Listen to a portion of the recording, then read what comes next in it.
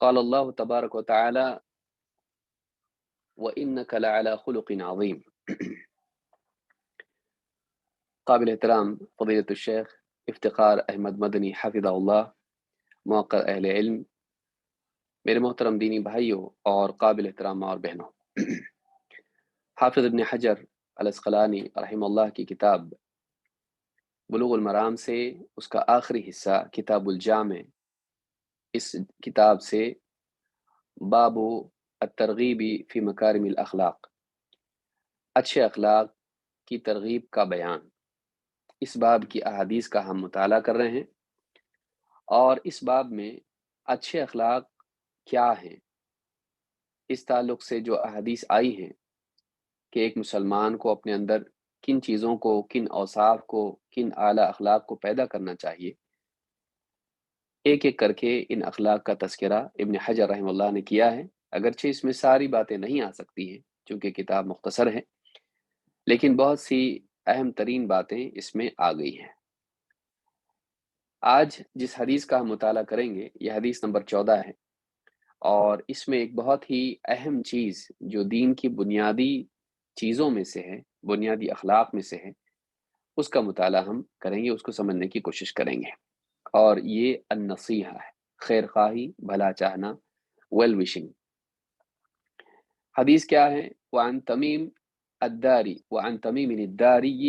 رضی اللہ عنہ قال قال رسول اللہ صلی اللہ علیہ وسلم الدین النصیحة ثلاثا قلنا لمن یا رسول اللہ قال للہ ولکتابہ ولرسولہ ولأئمة المسلمین وعامتهم، اخرجہ مسلم۔ تمیم الداری رضی اللہ تعالیٰ عنہ کہتے ہیں، ان سے روایت ہے، فرماتے ہیں کہ اللہ کے رسول صلی اللہ علیہ وسلم نے ارشاد فرمایا الدین النصیحہ، دین نصیحت کا نام ہے، اور 3 مرتبہ آپ نے بات کہی۔ قلنا لمن یا رسول اللہ، ہم نے کہا اللہ کے رسول کس کے لیے نصیحت، کس کے لیے خیر خواہی؟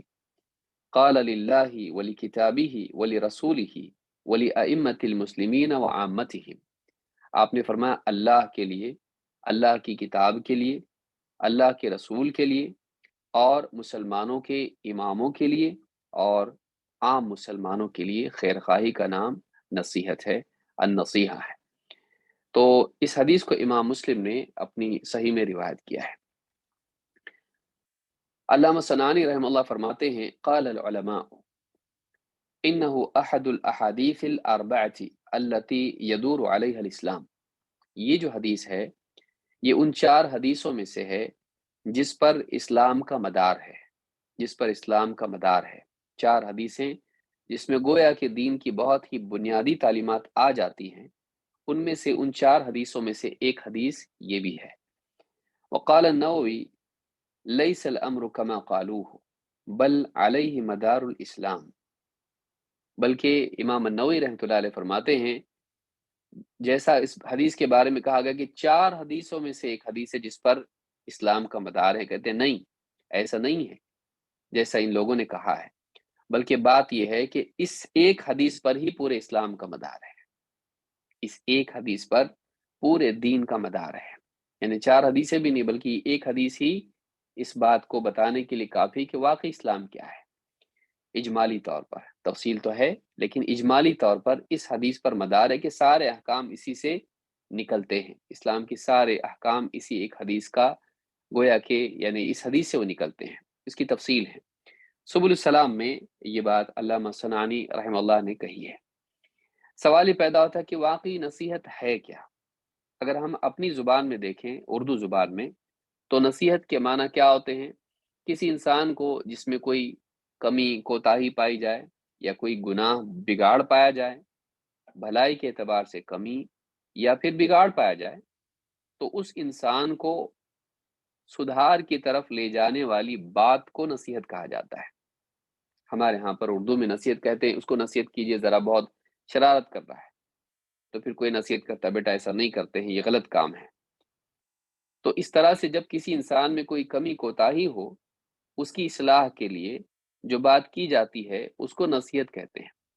لیکن یہ اردو کے اعتبار سے ہے، عربی زبان میں یہ چیز بہت ہی جامع ہے اور بہت ہی وسیع معنی رکھتی ہے۔ تو ہم کو یہ نہیں دیکھنا کہ اردو میں نصیحت کا کیا مطلب ہے، ہمارے اپنے یہاں پر بہت سارے الفاظ کے معنی بدل گئے ہیں۔ ہم کو یہ دیکھنا چاہیے کہ جب عربی زبان میں یہ بات آئی ہے اور حدیث میں یہ بات آئی ہے، تو عربی زبان کے اعتبار سے اور شریعت کی اصطلاح میں اس کے کیا معنی ہے۔ لہذا بعض اوقات جو لوگ ترجمہ پڑھتے ہیں، تو ترجمہ پڑھنے میں بعض اوقات یہ سرسری عربی جو لوگ جانتے ہیں، وہ لوگ اس میں بہت بڑی غلطی کر سکتے ہیں، کیونکہ وہ لوگ عام طور سے علماء کی تشریح کی طرف، توضیح کی طرف رجوع نہیں کر پاتے ہیں۔ وہ کہتے ہیں بھائی ہم کو الفاظ کے معنی سمجھ میں آ گئے، نصیحت نصیحت، تو وہ نصیحت سے وہ معنی لیتے ہیں جو ہمارے یہاں پر استعمال کیے جاتے ہیں، لیے جاتے ہیں، نہ کہ قرآن و سنت میں یا عربی زبان کے اعتبار سے۔ آئیے دیکھیں واقعی نصیحت کے معنی اسلام میں ہیں کیا۔ عربی کی مشہور ڈکشنری لسان العرب میں ابن منظور کہتے ہیں نصح الشیء خلص، کوئی چیز جس کے بارے میں کہا جائے کہ وہ نصح، یہ عربی زبان کا لفظ ہے، اس کے معنی کیا ہوتے ہیں؟ کہتے ہیں اس کا مطلب ہوتا ہے خالص ہونا۔ کسی چیز میں نصح پایا جائے تو وہ چیز خالص ہوتی ہے۔ نصح الشیء خلص والناصح الخالص من العسل وغیرہ، کہتے ہیں کہ الناصح، چاہے وہ شہد ہو یا کوئی اور چیز ہو، جب وہ خالص ہو جاتا ہے تو اس کو ناصح کہا جاتا ہے۔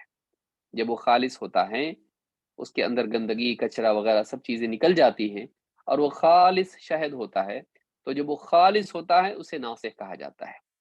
وَكُلُّ شَيْءٍ خَلَصَ فَقَدْ نَصَحَ، ہر چیز جب وہ خالص ہو جائے، ملاوٹ سے پاک ہو جائے، تو کہا جاتا ہے کہ یہ چیز یہ ناصح ہے، نصح اس کو کہا جاتا ہے۔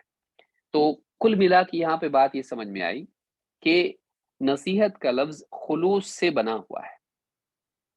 نصیحت کا مطلب ہوتا ہے اخلاص، خالص ہونا، گندگی سے پاک ہونا، ملاوٹ سے پاک ہونا، ایسی چیز جو اس کے علاوہ ہے، جس کے اندر خرابی ہوتی ہے، وہ خرابی والی چیز اس میں نہ ہو، جو اس کی پاکیزگی کو مقدر کرتی ہے، خراب کرتی ہے، اس کی یعنی کمال میں عیب پیدا کرتی ہے۔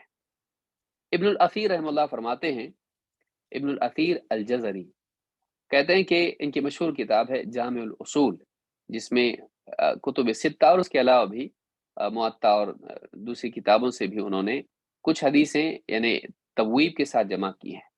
یعنی ساری 6 کتابوں میں سے یا 7 کتابوں میں سے انہوں نے پوری حدیثیں الگ سے نئے سرے سے ابواب اور معجم کے تحت الفابیٹیکلی اس کو ابواب کو ترتیب دے کے اس میں جمع کیا ہے، تو ایک جگہ ساری حدیثیں آپ کو ایک باب میں مل جائیں گی۔ نماز تو نماز کی ساری حدیثیں، اس میں ابواب بھی ہیں، پھر نماز کا وقت وغیرہ وغیرہ سب چیزیں ہیں جیسے حدیث کی کتابوں میں ہوتی ہیں، لیکن یہ 6 کتابوں کی حدیثیں اس میں انہوں نے جمع کی ہیں، اور بہت ہی مفید کتاب ہے، کئی جلدوں میں کتاب ہے۔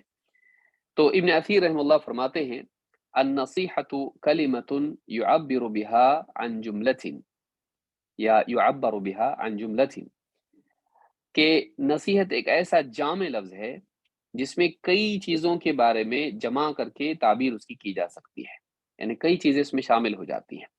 کہتے ہیں کہ ہی ارادۃ الخیر للمنصوح له، کسی کے لیے خیر کا ارادہ کرنے کو نصیحت کہتے ہیں، کسی کے لیے خیر کا ارادہ کرنا اس کو نصیحت کہتے ہیں۔ اس اعتبار سے آپ سمجھ سکتے ہیں کہ ہمارے ہاں بھی جو نصیحت کا لفظ استعمال، اس کو نصیحت کیجئے، تو یہ ارادہ خیر کا ہوتا ہے، تو اس کی اصل جو ہے وہ نصیحت ہے، اور وہ جو بات کر رہا ہے وہ زائد چیز ہے، وہ اس کا نتیجہ ہے، لیکن اصل کیا ہے اس کے پیچھے؟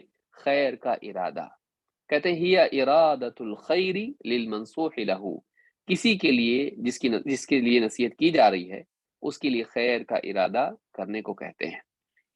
وَلَيْسَ يُمْكِنُ أَن يُعَبَّرَ هَذَا الْمَعْنَى بِكَلِمَةٍ وَاحِدَةٍ تَجْمَعُ مَعْنَاهُ غَيْرِهَا، یعنی کہتے ہیں کہ کوئی اور لفظ ایسا نہیں ہے جو اس پورے معنی کو جو اس لفظ سے ظاہر ہوتا ہے جمع کیا جا سکے اس کے علاوہ کسی لفظ میں۔ یہ ایک لفظ ایسا ہے جس میں بہت ساری باتیں شامل ہو جاتی ہیں، اور کوئی اور لفظ نہیں جو اس کو ادا کر سکے جو اس کے معنی میں ہے۔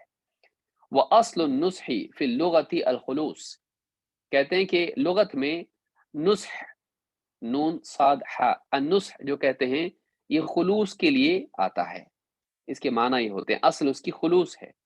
युकाल नसहतुहु व नसहतु लहु, दोनों तरह से लफ्ज इस्तेमाल होता है, नसहतुहु और नसहतु लहु के तौर पर। व माना नसीहतुल्लाहि सिह, अब देखिए एक के बाद एक बताया उन्होंने कि हदीस में क्या है, 5 चीजें हैं। अल्लाह के साथ, अल्लाह की किताब और अल्लाह के रसूल और मुसलमानों के इमाम और आम मुसलमान। अल्लाह के लिए नसीहत, अल्लाह की किताब के लिए नसीहत, रसूलों के लिए नसीहत और मुसलमानों के इमामों के लिए नसीहत, और इसी तरह से आम मुसलमानों के लिए नसीहत। तो यहाँ पर तफसील से इसके माना क्या है अल्लाह के लिए नसीहत के माना क्या है, इसी तरह से बाकी 4 और भी जिनका जिक्र आया है उनके लिए नसीहत क्या है, तो उन्होंने तफसील से इसको बयान किया है। कहते हैं कि वमाना नसीहतुल्लाहि सिहतुल इतिकादी फी वहदानियतिही, अल्लाह के लिए नसीहत का मतलब ये है कि एक इंसान अल्लाह की वहदानियत में सही अकीदा रखे, तौहीद में वो सही अकीदा अपनाएं, व इखलासुन्नियत फी इबादतिही, और अल्लाह की इबादत में अपनी नीयत को खालिस करें, अल्लाह की तौहीद का एहतमाम करें और अल्लाह की इबादत में अल्लाह ताला ही के लिए अमल करे, इबादत करे और नेकी करे, अल्लाह ही को राज़ी करना मकसूद हो। व नसीहतु लिकिताबिल्लाह, और अल्लाह की किताब के लिए नसीहत का मतलब क्या है, कहते हैं हुवा तस्दीक़ु बिही वल अमलु बिमा फ़ीही, कि अल्लाह की किताब में जो भी बातें हैं उनकी तस्दीक करना और उनमें जो भी अहकाम हैं उन पर अमल करना। व नसीहतु रसूलिही अत-तस्दीक़ु बिनुबुव्वतिही व रिसालतिही, और नबी सल्लल्लाहु अलैहि वसल्लम या रसूलों की तस्दीक, रसूल की तस्दीक या रसूल की नसीहत, रसूल के लिए खैर खाही, इरादा खैर का करना, उसका मतलब क्या है, कहते हैं अत-तस्दीक़ु बिनुबुव्वतिही व रिसालतिही, आपकी नबूवत और आपकी रिसालत की तस्दीक करना, आपको सच्चा नबी, सच्चा रसूल मानना। वल इनक़ियादु लिमा अमर बिही व नहा अन्हु, और जिस चीज़ का अल्लाह के नबी सल्लल्लाहु अलैहि वसल्लम ने हुक्म दिया और जिससे मना किया उसके लिए इनक़ियाद करना, उसके लिए ताबे हो जाना, जो हुक्म दिया पूरा करने की नियत करना, जिससे मना किया उससे रुकने का अज़्म करना, उसके लिए अमलन और क़ल्बी सतह पर भी और अमली सतह पर भी उसके ताबे हो जाना। व नसीहतुल अइम्मति अन युतीअहुम फिल हक़, अइम्मा के लिए या मुसलमानों के जो हाकिम होते हैं, मुसलमानों का खलीफा या मुसलमानों का हाकिम जो भी होता है, गवर्नर वगैरह सब उसमें आएंगे, लेकिन ऊपर से लेके बात शुरू होगी। तो वह नसीहतुल अइम्मति अन युतीअहुम फिल हक़, उनके लिए खैर खाही ये है कि हक बात में उनकी फर्मा बरदारी करे। ये शर्त रसूल के लिए नहीं है क्योंकि रसूल की हर बात हक होती है, लेकिन अइम्मा की सही भी हो सकती है, गलत भी हो सकती है। तो हक बात में उनकी फर्मा बरदारी करना। वला यरल खुरूज अलैहिम इदा जारू, और अगर वो जुल्म भी करें तभी भी उनके खिलाफ खुरूज नहीं करना, उनके खिलाफ खुरूज की राय नहीं रखना, उनके खिलाफ खुरूज का जहन नहीं रखना कि इनके खिलाफ बगावत की जाए। तो हाकिम की ताअत खैर में, हक में, और हाकिम के खिलाफ खुरूज नहीं करना बल्कि उसके लिए खैर का इरादा करना, ये नहीं कि उसके खिलाफ बगावत करे। व नसीहतु आम्मतिल मुस्लिमीन इरशादुहुम इला मसालिहिम, और आम मुसलमानों के लिए खैर खाही का मतलब क्या है, कहते हैं इरशादुहुम इला मसालिहिम, उनके लिए जिस चीज में खैर हो, भलाई हो, मसलहत जो जिस चीज में उनकी हो उसकी तरफ उनकी रहनुमाई करना, चाहे फिर वो दीन का मामला हो या दुनिया का मामला हो, जो उनके लिए भला हो, हर इंसान के लिए अलग अलग है, तो उस एतबार से उसकी उस तरफ रहनुमाई करना, ये क्या है, आम मुसलमानों के लिए खैर खाही, नसीहत। अन्निहाया फी गरीब अल हदीस वल अथर में जिल्द नंबर 5 सफ़ा नंबर 63 पर ये बात इब्न असीर रहमतुल्लाह ने इजमाली तौर पर इसको बयान किया है। थोड़ी सी तफसील इसकी अल्लामा सनानी रहमतुल्लाह ने की है। क्या कहते हैं, वन्नुस्हु लिल्लाहि, अल्लाह के साथ नसीहत का मतलब क्या है, अल ईमान बिही, कि अल्लाह पर ईमान रखे, अल्लाह की वजूद पर, अल्लाह की ज़ात व सिफ़ात पर ईमान रखे। वनफ़यु शिर्क अन्हु, अल्लाह से शिर्क का इनकार करे, अल्लाह के लिए शिर्क का एतकाद न रखे बल्कि उसका इनकार करे, अल्लाह का कोई शरीक नहीं ये माने। وترک الالحاد فی صفاتہ، اور اللہ تعالیٰ کی صفات کے تعلق سے الحاد کو چھوڑ دے۔ الحاد کیا ہے؟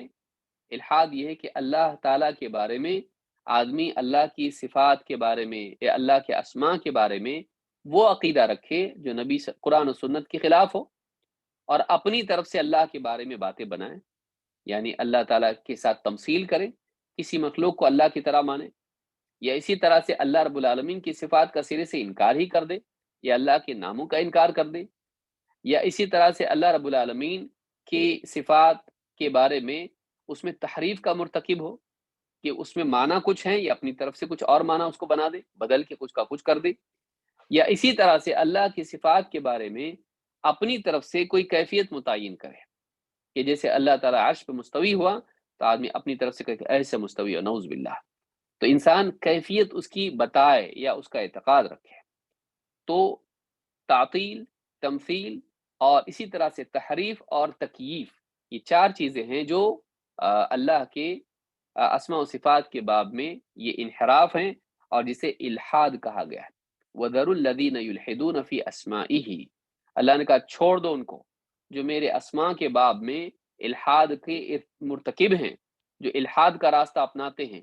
سَيُجْزَوْنَ مَا كَانُوا يَعْمَلُونَ، ان قریب انہیں ان کی کرتوت کی جزا، اس کا بدلہ ملے گا، یعنی ڈانٹ ہے یہ۔ تو الحاد حرام ہے اللہ کے اسم و صفات کے بارے میں۔ تو یہ چار چیزیں الحاد میں آتی جس کا یہ موقع نہیں ہے۔ اور کہا کہ وَوَصْفُهُ بِصِفَاتِ الْكَمَالِ وَالْجَلَالِ كُلِّهَا، اور اللہ کے لیے نصیحت کا مطلب یہ بھی ہے، اس میں یہ بھی شامل ہے کہ ایک انسان اللہ تعالیٰ کی جتنی بھی صفات کمال و جلال ہیں ان سب کا اعتراف کرے، اعتقاد رکھے۔ اللہ کو وہ صفات، اللہ کے بارے میں یہ مانے کہ اللہ تعالیٰ کمال والی صفات کا یعنی سے متصف ہے، اللہ کی صفات میں کوئی کمی اور کوئی عیب نہیں ہے، اور جتنی بھی بری صفات ہے اللہ ان سے پاک ہے۔ وَتَنزِيهُهُ تَعَالَى عَنْ جَمِيعِ أَنْوَاءِ النَّقَائِصِ، اور اللہ تعالیٰ کے لیے عقیدہ رکھے کہ ہر قسم کی جتنی بھی عیب والی صفات ہیں اللہ ان سے پاک ہے، تو اللہ کو منزہ مانے عیوب سے اور نقائص سے۔ وَالْقِيَامِ بِطَاعَتِهِ وَاجْتِنَابِ مَعَاصِيهِ، اور اللہ کے لیے خیر خواہی، اللہ کے لیے نصیحت کا مطلب یہ بھی ہے کہ ایک انسان اللہ کے حکموں کی فرما برداری کرے اور اللہ کی معصیت سے بچے، اللہ کی نافرمانی سے بچے۔ والحب فیہ والبغض فیہ، اور اللہ کے لیے محبت کرے اور اللہ کے لیے دشمنی مول لے۔ وموالات من اطاعہ ومعادات من عصاہ، اور اللہ رب العالمین کی فرما برداری کرنے والے سے دوستی رکھے، اور اللہ کی نافرمان، جو لوگ اللہ کے نافرمان ہیں ان سے دشمنی رکھے، ان کو پسند نہ کرے۔ وغیر ذلک مما یحب له تعالی، اور اس کے علاوہ جتنی بھی چیزیں ہیں جنہیں اللہ تعالیٰ پسند کرتا ہے انہیں یہ پسند کرے۔ تو یہ جو چیزیں ہیں یہ کیا ہے؟ اللہ تعالیٰ کے لیے خیر خواہی، نصیحت، اللہ کے لیے اپنے دل کو خالص کرنا، کیا ہے؟ شرک سے پاک کرنا، اللہ کے اعلیٰ اوصاف کو ماننا، اللہ کے لیے الحاد کو تسلیم نہ کرنا، نقائص کا انکار کرنا، اللہ کی اطاعت کرنا، اللہ کی نافرمانی سے بچنا، اللہ کی پسند کو اپنی پسند، اللہ کی ناپسند کو اپنی ناپسند بنانا۔ تو یہ کیا ہے؟ یہ اللہ کے لیے نصح ہے۔ دوسرا اس تعلق سے کہتے ہیں کہ وقال الخطابی وجميع هذه الاشیاء راجعة الى العبد من نصیحة نفسه واللہ تعالی غنی عن نصح الناصحین۔ ایک بہت اہم بات یہاں پر کہتے ہیں کہ امام الخطابی رحمہ اللہ کہتے ہیں یہ جو بھی بولا جا رہا ہے اس کا فائدہ بندے کو ہوتا ہے، اس کا فائدہ اللہ کو نہیں ہے۔ اس کا فائدہ کس کے لیے ہے؟ بندے کے لیے۔ اگر وہ یہ مانے گا اور ایسا کرے گا تو اس کا فائدہ اس کو ہوگا، وہ اللہ کا بھلا کرے گا ایسا نہیں ہے، وہ اللہ تعالیٰ کے لیے کچھ نعوذ باللہ کر رہا ہے ایسا نہیں ہے، یہ تو حقیقت کا اعتراف ہے، وہ اپنے لیے بھلائی کر رہا ہے، نہ کہ اللہ کا کوئی فائدہ اس میں ہے۔ کیوں؟ اس لیے کہ اللہ تعالیٰ نصیحت، خیر خواہی کرنے والوں کی خیر خواہی سے منزہ ہے یا اس سے غنی ہے، اس کو ضرورت نہیں ہے، اس کو ضرورت نہیں کہ کوئی اس کا بھلا چاہے، اللہ تعالیٰ اس سے پاک ہے۔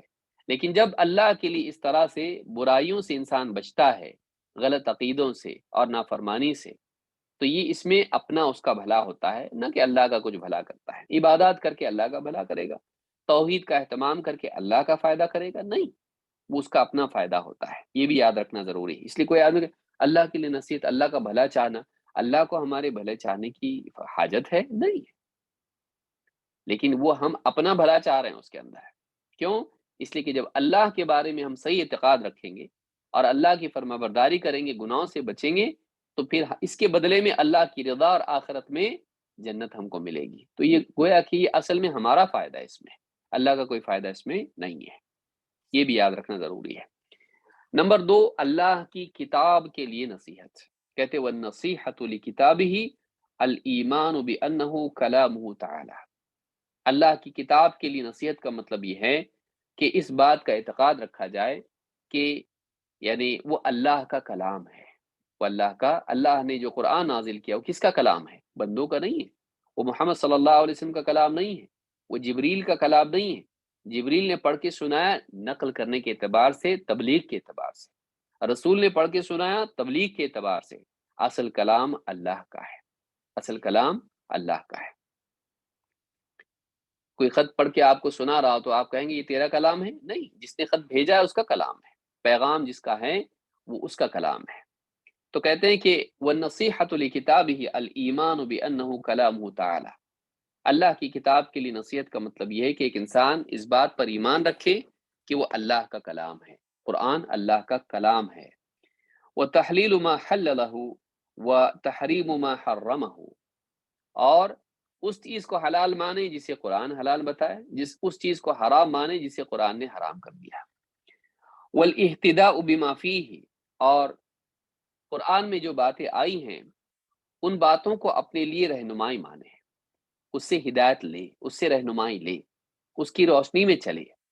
وَالتَّدَبُّرُ لِمَعَانِيهِ، اور قرآن میں جو باتیں آئی ہیں، قصے، مثالیں اور اسی طرح سے نصیحت کی باتیں جتنی بھی ہیں اور احکام، ان ساری باتوں میں غور و فکر کرے۔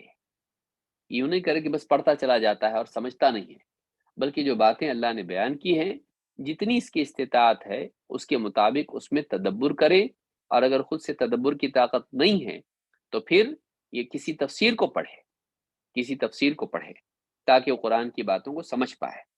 وَالتَّدَبُّرُ لِمَعَانِيهِ وَالْقِيَامُ بِحُقُوقِ تِلَاوَتِهِ، اور قرآن کی تلاوت کے حقوق کا اہتمام کرے۔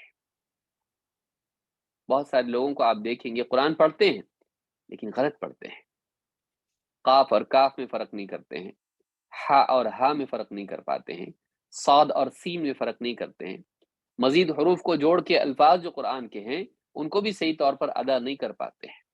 بعض لوگوں تو غلطی سے ڈر کے ہمیشہ رومن میں اور ہندی میں پڑھنے والے بنتے ہیں، یہ سب صحیح نہیں ہے، بلکہ انسان کو چاہیے کہ وہ کسی معلم کے پاس بیٹھے اور قرآن کو صحیح پڑھنا سیکھے۔ کیوں؟ اس لیے کہ اس کی نماز کا مدار اس پر ہے۔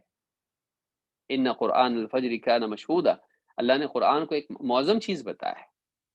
فقرأ ما تیسر من القرآن، اللہ نے قرآن کو قیام میں پڑھنے کے لیے سب سے عظیم کیا ہے؟ قرآن ہے، اور کہا کہ افضل الصلاۃ طول القنوت، حدیث میں آیا ہے افضل ترین صلاۃ وہ ہے جس میں قنوت لمبا ہو، یعنی قیام لمبا ہو، اس میں تلاوت لمبی ہو۔ تو آپ قرآن جب پڑھیں گے غلط پڑھیں گے، اللہ کا کلام غلط پڑھ رہے ہیں، آپ کی بات کوئی نقل کرتے ہو غلط پڑھے اس کو تو آپ کو کتنا خراب لگتا؟ اللہ کا کلام ہے، وہ اس کی عظمت ہے، ایک انسان اس کو غلط پڑھے اور لاپرواہی ہے۔ ایسا نہیں کہ ناممکن ہے، وجہ اس کی یہ نہیں کہ وہ ممکن نہیں ہے، بھائی ہم نہیں پڑھ سکتے، وجہ یہ ہے کہ آپ کسی کے پاس بیٹھتے نہیں، کسی کے پاس بیٹھ کے اپنا قرآن صحیح نہیں کرتے۔ اور اس کی وجہ کیا ہے؟ کیوں نہیں کرتے ایسا؟ ضروری نہیں سمجھتے، یا تو اس کو ضروری نہیں سمجھتے یا پھر شرماتے ہیں کہ میری بے عزتی ہو جائے گی کہ اس عمر میں میرا قرآن صحیح نہیں ہے۔ تو لوگوں کے سامنے بے عزتی سے تو شرماتے ہیں، اللہ کے سامنے بے عزتی سے نہیں شرماتے۔ اس پر بھی شرمانا چاہیے انسان کو کہ میں کیا ہو گیا ہوں کہ میں لوگوں سے شرماتا ہوں لیکن اللہ سے نہیں۔ تو اس بات پر انسان کو شرم آنی چاہیے کہ میں کیا ہو گیا۔ کہا کہ والقیام بحقوق تلاوته، یعنی قرآن کے لیے نصیحت میں یہ بھی شامل ہے کہ انسان قرآن کی تلاوت کا حق ادا کرے۔ والاتعاظ بمواعظه، کہ قرآن میں جو واعظ و نصیحت کی باتیں ہیں اس سے اپنے دل پر اثر لے اور اس سے ڈرے، خوف کھائے۔ والاعتبار بزواجرہ والمعرفۃ لہ، اور کہتے ہیں کہ قرآن میں جو یعنی زواجر ہیں، جو ڈانٹ کی باتیں ہیں، ان میں غور کرے۔ آخرت کی باتیں، دنیا کے حقیر ہونے کو اللہ نے بیان کیا، پچھلی قوموں کے واقعات سے عبرت لینے کو کہا، تو اس سے عبرت لے، اس سے عبرت لے، نصیحت قبول کرے، غور و فکر کرے کہ دیکھو اس میں سبق ہے۔ تو قرآن کی باتوں میں جو واقعات وغیرہ ہیں، جتنی بھی باتیں ہیں، ان سے سبق لے۔ یوں ہی پڑھ کے قصے کہانیاں سمجھ کے قصوں کو نہ پڑھے کہ چلو یہ قصہ بہت اچھا قصہ ہے، اچھا لگتا پڑھنے کو، نہیں، اس سے عبرت لے۔ وہ لذت کے لیے نہیں، عبرت کے لیے ہے، نصیحت لینے کے لیے ہے۔ والمعرفۃ لہ، اور قرآن کی معرفت اس کو ہو، اس کا اہتمام کرے، قرآن کی معرفت اس کو، پہچان ہو اس کو کہ اس میں کیا چیز بیان کی گئی ہے۔ یہ ہوئی دوسری بات۔ نمبر 3، رسول کے لیے نصیحت۔ کہتے ہیں کہ والنصیحۃ لرسول اللہ صلی اللہ علیہ وسلم تصدیقہ بما جاء بہ، رسول کے لیے نصیحت یہ ہے کہ اللہ کے رسول صلی اللہ علیہ وسلم جو پیغام لے کر آئے، جو بات لے کر آئے، اس کی تصدیق کرے، اس کو سچ مانے، اس کو جھٹلائے نہیں، اس میں شک نہیں کرے، اس کو سچ مانے۔ واتباعہ فیما امر بہ ونہى عنہ، اور اللہ کے نبی صلی اللہ علیہ وسلم نے جس چیز کا حکم دیا اور جس سے منع کیا، اس میں آپ کے حکم کی پیروی کرے، جیسا کہا ویسا مانے اور ویسا کرے۔ وتعظیم حقہ، اور آپ کے حق کی تعظیم کرے، اپنے اوپر نبی صلی اللہ علیہ وسلم کا حق مانے اور اس حق کی عظمت اس کے دل میں ہو۔ وتوقیرہ حیا ومیتا، اور آپ کی حیات میں بھی اور آپ کی وفات کے بعد بھی آپ کی توقیر کریں، بلکہ آپ کی توقیر کے ساتھ ساتھ آپ کی بات کی بھی توقیر ہونی چاہیے، آپ کی زندگی میں بھی اور آپ کی وفات کے بعد بھی۔ ومحبت من امر بمحبته من آلہ وصحبہ، اور اللہ کے نبی صلی اللہ علیہ وسلم کی محبت، اور آپ نے جن کی محبت کا حکم دیا، صحابہ اور آپ کے آل، ان سب سے محبت کرے، نبی صلی اللہ علیہ وسلم سے محبت کرے، اور آپ صلی اللہ علیہ وسلم کے صحابہ سے محبت کرے، اور آپ کے گھر والوں سے، آپ کی بیویاں اور آپ کے اہل و عیال، ان سب سے محبت کرے، حضرت علی، حضرت فاطمہ، حسن و حسین، اور اسی طرح سے جتنے آل عقیل، اور اسی طرح سے جتنے لوگ ہیں آپ کے اہل بیت میں جو آتے ہیں، آل عباس جو ہیں، ان سے سب سے محبت کرے، ان سب سے محبت کرے۔ ان میں ازواج مطہرات بھی آپ کے اہل و عیال میں یا اہل میں یا آل میں داخل ہیں، اس کو بھی یاد رکھنا چاہیے۔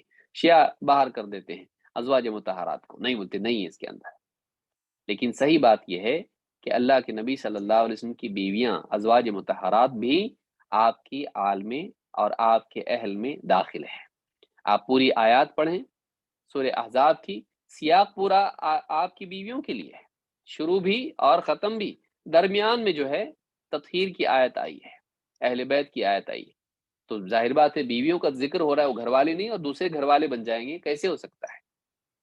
حضرت فاطمہ اور علی اور ان کے گھر والے، وہ بھی آپ کی آل میں ہیں، لیکن ازواج مطہرات یہ بھی آپ کی آل میں ہیں، تو یہ بات بھی یاد رکھنا چاہیے۔ تو آپ کے صحابہ اور آپ کی آل سے شیعہ کا کیا دیکھنے میں آتا ہے کہ آل کو تو لے لیتے ہیں لیکن صحابہ کو نہیں لیتے ہیں، حتیٰ کہ آپ کے ازواج کو بھی نہیں، بلکہ دشمن بنے ہوئے ہیں، آپ صلی اللہ علیہ وسلم کی بیویاں اور صحابہ کے دشمن بنے ہوئے ہیں۔ صحیح طریقہ یہ ہے، ایک واقعی محبت کرنے والا رسول صلی اللہ علیہ وسلم سے وہ ہے کہ جو نہ صرف آپ کی آل سے محبت کرے بلکہ آپ کے صحابہ سے بھی۔ ایک صحابی کہتے ہیں میں نے پوچھا اللہ کے نبی صلی اللہ علیہ وسلم سے، سارے لوگوں میں آپ کو سب سے زیادہ محبت کس سے ہے؟ کہا عائشہ سے۔ پھر کہا ان کے بعد آدمیوں میں سے کون؟ تو کہا ان کے والد ابو بکر۔ ان کے بعد کون؟ عمر۔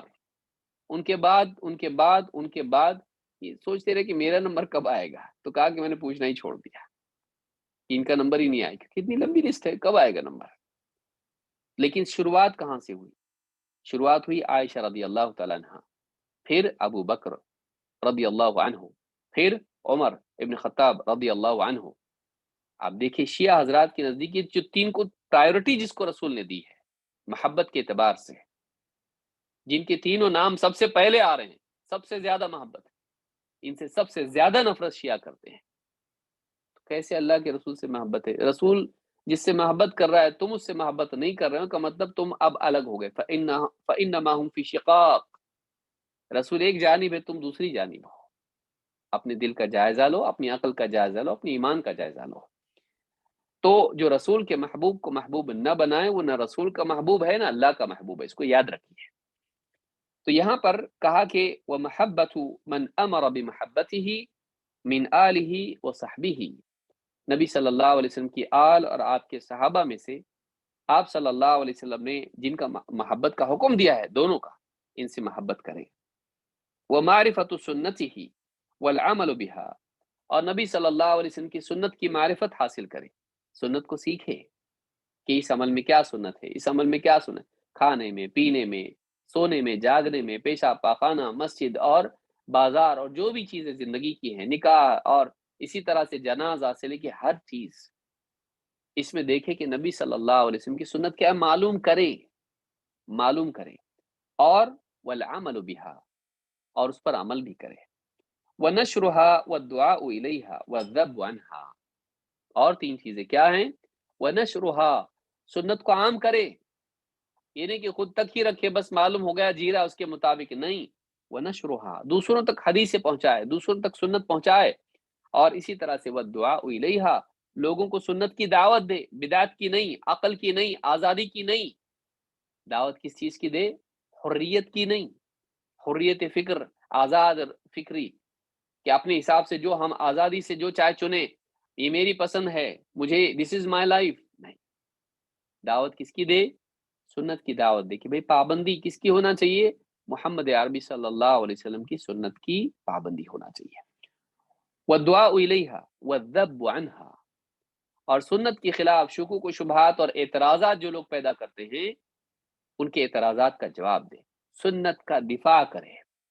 حملے جو سنت کے خلاف کیے جاتے ہیں، حدیثوں کو مشکوک کرنے کے اعتبار سے، انکار حدیث کا فتنہ، یا صحیح حدیث کو بھی زبردستی ضعیف قرار دینا اپنی عقل کی وجہ سے، سائنس کی وجہ سے، یہ ایک فتنہ عقلانیت کا. یا اسی طرح سے مسلکی تعصب کی وجہ سے فلاں فقیہ کی بات کو سنت پر ترجیح دے کر سنت کو کسی طرح سے معطل کر دینا، اس کا فتنہ، مذہبی تعصب. ان سب کے خلاف سنت کا دفاع کرے، سنت کا دفاع کرے اور سنت کی حفاظت کرے اور اس پر اعتراضات کا جواب دے. تو یہ کیا ہے؟ وَالذَّبُ عَنْهَا. پھر اس کے آگے کیا ہے؟ اب ہوا اللہ، کتاب اور رسول، اس کے بعد دو بچے. وَالنَّصِيحَةُ لِأَئِمَّةِ الْمُسْلِمِينَ إِعَانَتُهُمْ عَلَى الْحَقِّ وَطَاعَتُهُمْ فِيهِ. وَالنَّصِيحَةُ لِأَئِمَّةِ الْمُسْلِمِينَ إِعَانَتُهُمْ عَلَى الْحَقِّ وَطَاعَتُهُمْ فِيهِ. کہا کہ مسلمانوں کے اماموں کے لیے نصیحت کا مطلب کیا ہے؟ اس میں کیا آتا ہے؟ اعانتہم علی الحق، حق بات میں ان کی مدد کرے، ان کا تعاون کرے. وطاعتہم فیہ، اور حق بات جب بھی وہ بولیں، کوئی ایسا فیصلہ کریں، ایسا حکم دیں مسلمانوں کا حاکم، تو اس میں کیا کرے؟ اس کی اطاعت کرے، اس سے فرار کے ہیلے نہ نکالے، بلکہ حق بات میں اس کا تعاون کریں اور حق بات میں اس کی تعمیل کریں. تعاون اور تعمیل.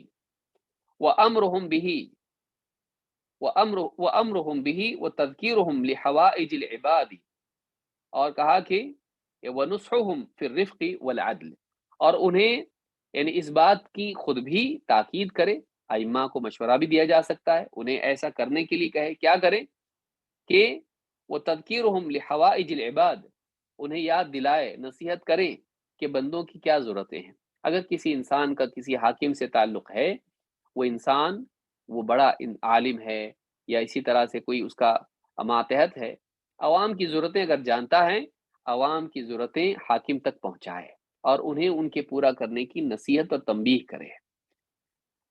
وَنُصْحُهُمْ فِي الرِّفْقِ وَالْعَدْلِ، اور ان کی خیرخواہی کریں رفق اور عدل کے ساتھ، یا اس باب میں کہ لوگوں کو یعنی لوگوں کے ساتھ نرمی کا سلوک کرو یا لوگوں کے ساتھ عدل کرو.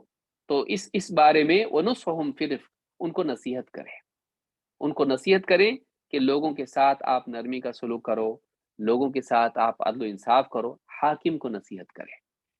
قال الخطابی، امام الخطابی رحمہ اللہ فرماتے ہیں وَمِنَ النَّصِيحَةِ لَهُمْ الصَّلَاةُ خَلْفَهُمْ وَالْجِهَادُ مَعَهُمْ، ان کے لیے حاکم کے لیے خیر خواہی میں یہ بھی داخل ہے کہ لوگوں کو اس بات کی نصیحت کی جائے کہ وہ حاکم کے پیچھے نماز پڑھے اور حاکم کے ساتھ جہاد پر وہ جب جائے تو اس کے ساتھ وہ بھی جائے، پیچھے نہ رہ جائیں، بلکہ جب وہ مطالبہ کرے خروج کا، جہاد کا، تو حاکم مسلمانوں کا جو بھی حاکم ہوتا ہے اس کے ساتھ میں یہ بھی جہاد پر جائیں اور ان کے ساتھ کیا ہے، یعنی ان کے پیچھے نماز بھی پڑھے۔ تو یہ بھی جو ہے ائمہ کے خیر خواہی میں داخل ہے۔ کہتے ہیں کہ وتعداد اسباب الخیر فی کل من هذه الاقسام لا تنحصر، اور خیر کی جتنی بھی صورتیں اس میں ہو سکتی ہیں، اسباب جتنے بھی خیر کے ہیں، اس کی گنتی نہیں ہو سکتی ہے، بہت ساری چیزیں اس میں آتی ہیں۔ کہتے ہیں قیل واذا اريد بائمه المسلمین العلماء فنصحهم، کہتے ہیں کہ ایک تو معنی یہ ہے کہ مسلمانوں کے امام سے مراد حاکم ہو، لیکن یہ بھی مراد ہو سکتا ہے کہ اس سے مراد مسلمانوں کے رہنما ہوں جو دینی اعتبار سے رہنما ہیں، جن کو علماء کہتے ہیں۔ اگر ہم وجعلنا منہم ائمۃ یہدون بامرنا، ہم نے ان میں امام بنائے جو ہماری رہنمائی، ہماری وحی کے مطابق لوگوں کی رہنمائی کرتے تھے، تو معلوم ہے کہ ائمہ رہنما کے لیے بھی آ سکتا ہے، جیسے ائمہ اربعہ ہیں جو فقہ کے اعتبار سے امام ہیں، یا ائمہ حدیث امام بخاری مسلم وغیرہ جو ہیں یہ حدیث کے امام ہیں، یا اسی طرح سے اور بھی تفسیر کے امام ہیں، یا اس طرح سے دینی میدان میں اہل علم کی مختلف یعنی میدان میں خدمات ہیں، تو اس سے مراد اگر علماء لیے جائیں، کہتے قیل واذا اريد بائمۃ المسلمین العلماء، جب یہاں پر ائمہ سے مراد علماء لیے جائیں، ونصحهم بقبول اقوالهم وتعظیم حقهم والاقتداء بهم، تو ان کی خیر خواہی کا مطلب کیا ہے؟ ان کے لیے نصح کا مطلب یہ ہے کہ ان کے اقوال کو قبول کیا جائے، ان کی تحقیقات کو یوں نہ کہے اٹھا کے پھینک دیا، ہم کو نہیں چاہیے، ہم کو بس قرآن و حدیث چاہیے۔ بعض لوگ جاہل قسم کے لوگ اس طرح کی باتیں کرتے ہیں، وہ اپنا قول لیتے ہیں لیکن علماء کا قول نہیں لیں گے۔ تیرا قول کہاں سے آیا بھائی؟ تو بھی تو اپنا قول کوئی، میرے ذہن میں ایسا آ رہا کہ اس حدیث کا یہ مطلب ہے، تو بول سکتا ہے اور اہل علم نہیں، اہل علم نہیں بول سکتے، جبکہ ان کے پاس اصول اور ضوابط سب کچھ ہیں، تو بغیر اصولوں کے صرف ٹرانسلیشن پڑھ کے تو کر سکتا ہے، علماء نہیں کر سکتے۔ ان کا انکار کرتا ہے، اپنے لیے حق تلاش کرتا ہے حدیثوں کی اور قرآن کی تفسیر کا، تو کیسے صحیح ہو سکتا ہے؟ تو ائمہ کی ساتھ علماء کے نصح کی یہ بھی شامل ہے کہ ان کے اقوال کو قبول کرے، انہوں نے دین کی تشریح میں جو بات کہی ہے اس کو لے، ہاں قرآن و سنت سے ٹکرانے والی بات ان کی نہیں لی جائے گی، بلا شبہ بے دلیل بات ان کی نہیں لی جائے گی، اس میں کوئی شک نہیں ہے۔ یہ نہیں کہ ہم تقلید کرنے لگ جائیں ان کی، کسی ایک ہی کو پکڑ لیں یا ان کی غلط بات کی بھی تعویلات کریں جو قرآن و سنت سے ٹکرا رہی، لا علمی میں ان کی کوئی بات ہو، لیکن یہ کہ ان کی باتوں کو سرے سے قبول نہیں کرنا یہ جہالت ہے۔ کہ ائمہ علماء نے جو باتیں قرآن و سنت میں غور کر کے مسلمانوں کی رہنمائی کی ہیں ان کو قبول کریں۔ کہتے ہیں کہ فنصحهم بقبول اقوالهم وتعظیم حقهم، اور ان کے حق کی تعظیم کریں، اپنے اوپر علماء کا حق مانیں۔ الٹا ہے یہاں پر کیا ہے، اپنا حق علماء پر آدمی مانتا ہے، آپ کے اوپر ہمارا حق ہے، آپ نے ہم کو رات کو 3 بجے بتانا چاہیے کہ بیٹے کا نام کیا رکھنا ہے، اچھی بات ہے، وہ بیچارہ تھک کے آرام کر رہا ہے دن بھر، اس کو اتنی ساری دینی خدمات ہے، درس و تدریس اور سب کچھ ہے، اور آپ کو رات میں 3 بجے لڑکا ہوا ہے، آپ کی خوشی کی انتہا نہیں، اچھی بات ہے، خوش ہو جائیے، لیکن آپ اس کو کیوں پریشان کر رہے ہیں؟ آپ صبح تک رک نہیں سکتے ہیں؟ بچہ بڑا ہو جائے گا مطلب کیا ہوگا، صبح تک بڑا ہو جائے گا، جوان ہو جائے گا وہ، صبح تک آپ رک نہیں سکتے۔ بعض لوگ ایسے ہوتے ہیں، اگر عالم کہے کہ یہ کوئی وقت ہے آپ کا فون کرنے کا، میں آرام کر رہا ہوں، بولے آپ عالم ہیں، آپ کا کام ہی ہے، آپ عالم ہیں، آپ کا کام ہے، تو ان یعنی اپنا حق ان پہ آدمی مانتا ہے، ہونا یہ چاہیے کہ ان کا حق اپنے اوپر مانے، کہ آپ کا ہم پر حق ہے، آپ حکم دیجئے ہم پورا کریں گے۔ اگر وہی عالم کہے کہ میرا فلاں جگہ درس ہے، میری گاڑی بند پڑی، ذرا آپ گاڑی لے کر، ہاں میں تھوڑا بزی ہوں، تو اب آپ بزی ہیں تو آپ کے پاس معقول عذر ہے۔ عالم اگر بزی رہا تو اگر آپ کہیں کہ مجھ کو آپ سے ملنا ہے، آپ سے پوچھنا ہے، آپ سے بات کرنا ہے، تھوڑا میں بزی ہوں، دیکھو کیسے عالم ہے، ان کو بولتے ہیں عالم، یہ یہودی عالم ہے، یہود کے عالم علماء کی طرح ہے، امت کے لیے وقت نہیں ان کے پاس، اتنے گمنڈی ہو گئے ہیں، جہالت ہے یہ۔ علماء کی مجبوریوں کی بجائے देखने की बजाय आदमी अपनी ही मजबूरियों को और ज़रूरतों को देखे, ये आदमी कैसा खुदगर्ज़ आदमी है और ये आदमी यानी नाशुक्रा आदमी है। तो कहा कि वो ताज़ीम हक़ीहिम वल इक़्तिदाइ बिहिम, और उनकी इक़्तिदा करें। पिछले ज़मानों में लोग अपने बच्चों को उलमा की मजालिस में भेजा करते थे। कैसा बैठते देखो, कैसे बात करते हैं, कैसा पानी पीते हैं, कैसा लोगों से मिलते हैं, उनको देखकर उनके अखलाक को सीखें। अपने बच्चों को बल्कि आज भी हमको करना चाहिए इस तरह से। आज भी हमको ऐसा करना चाहिए कि उलमा की मजालिस में हम खुद बैठें, हमारे बच्चों को लेकर बैठें। उनकी इल्म की बातें अपनी जगह हैं, लेकिन उनका अदब, उनका सलीका, उनका लोगों से बर्ताव, ये देखकर हम भी अपने आप को सही करें। ये होना चाहिए, खाली बातें नहीं। जो लोग सिर्फ़ किताबों से इल्म हासिल करते हैं तो और उलमा की सोहबत से दूर रहते हैं, उनकी ज़िंदगी में बाज़ इल्मी बातें तो आती हैं, डेटा उनको मिल जाता है, लेकिन इल्मी आदाब उनकी ज़िंदगी में नहीं आते हैं। उनकी ज़िंदगी में इल्म के आदाब नहीं आते। इल्म के साथ-साथ इल्म के आदाब भी आने चाहिए। इल्म के साथ-साथ इल्म के आदाब भी आने चाहिए। तो यहाँ पर कहा कि वल इक्तिदाइ बिहिम व युहतमलु अन्नहु युहमलुल हदीस अलैहिमा फहुवा हकीकतुन फीहिमा। कहते कि इस बात का भी एहतमाल है, ये भी पॉसिबल है कि हदीस में दोनों को शामिल माना जाए कि हुक्काम और उलमा दोनों, हुक्काम और उलमा दोनों। तो कहते हैं कि दो तो फहुवा हकीकतुन फीहिमा, और ये हकीकत है दोनों के बारे में, यानी ये चीज़ इस पर इतलाक उसका हो सकता है। तो हुक्काम और उलमा के बारे में एक बात हमने देखी। आखिरी कौन बचा? वन्नसीहतु लिआम्मतिल मुस्लिमीन, आम मुसलमानों के लिए नसीहत, उनके लिए खैर-ख़ाही। कैसे होगी? कहते बिइरशादिहिम इला मसालिहिम फ़ी दुनियाहुम व उखराहुम, दुनिया और आखिरत के मामलात में जिसमें उनकी भलाई हो, मसलहत हो, उसकी तरफ उनकी रहनुमाई करना। दुनिया के मामलात हों या आखिरत के, जिसमें पब्लिक की मसलहत है, भलाई है, उसकी तरफ उनको गाइड करना, उनकी रहनुमाई करना। व कफ़्फ़ुल अज़ा अन्हुम, और अपनी तकलीफ को उनसे रोके रखना, उनको तकलीफ नहीं पहुंचाना। कैसे? मसलन एक आदमी कुछ भी खा लिया, हड्डी उड्डी खा लिया, गोश्त वोश्त खा लिया, रास्ते में फेंक दिया, या जा रहा था कुछ टूट गई चीज तो पूरा का पूरा शीशे वगैरह रास्ते में ही फेंक दिए। वहां पे किसी के पाँव में चुभ सकते हैं भाई, हड्डी किसी के पाँव में लग सकती, ठोकर किसी को लग सकती है। कचरा अपना घर का बाहर ही सामने फेंक दिया, कोई आने जाने वालों के सर पे गिर गया। उन तो अपनी जो अजियत है उससे दूसरों को महफूज रखना, ये भी ज़रूरी है। ये मुसलमानों के लिए खैरख़्वाही है। और व तालीमुहुम मा जहिलूहु, और जिस चीज़ को वो नहीं जानते लोग, उसकी उनको तालीम देना, दीन दुनिया के मामलात में। व अम्रुहुम बिल मारूफ़ी व नह्युहुम अनिल मुनकरी व नहवी ज़ालिक, और उनको भलाई का हुक्म देना, बुराई से रोकना। कोई अगर भलाई का काम है वो नहीं कर रहे हैं, तो कहना करो, बुराइयाँ हैं वो नहीं, बुराइयों में मुब्तला हैं, उनसे रोकना, रोको। और इस तरह की और चीज़ें हैं। कहते हैं वल कलामु अला कुल्लि क़िस्मिन यहतमिलुल इतालता व फ़ी हाज़ा किफ़ाया। कहते हैं कि इस इन तमाम अक़साम पर अगर तफ़सील से बात की जाए, बात बहुत लंबी हो जाएगी, इतना काफ़ी है, इतना काफ़ी है। ये बात अल्लामा सनानी ने अपनी किताब सुबुल सलाम में कही। इसी हदीस की शरह में हदीस नंबर यानी सफ़ा नंबर जिल्द नंबर 2 सफ़ा नंबर 695। तो ये मुसलमानों के लिए खैर-ख़ाही के माना है। ये सारी चीज़ें जो हैं, ये इस हदीस के ज़िम्न में देखी जा सकती हैं। तो खैर-ख़ाही क्या है? अल्लाह के लिए नुस्ह, अल्लाह की किताब के लिए, अल्लाह के रसूल के लिए, मुसलमानों के इमामों के लिए, जिसमें हुक्काम व उलमा दोनों शामिल हैं, और पाँचवें आम मुसलमानों के लिए। हम अपनी ज़िंदगी में देखें कि हमारा अल्लाह से, अल्लाह की किताब से, अल्लाह के रसूल से, मुसलमान हुक्काम से और उलमा से और आम मुसलमानों से क्या मामला है।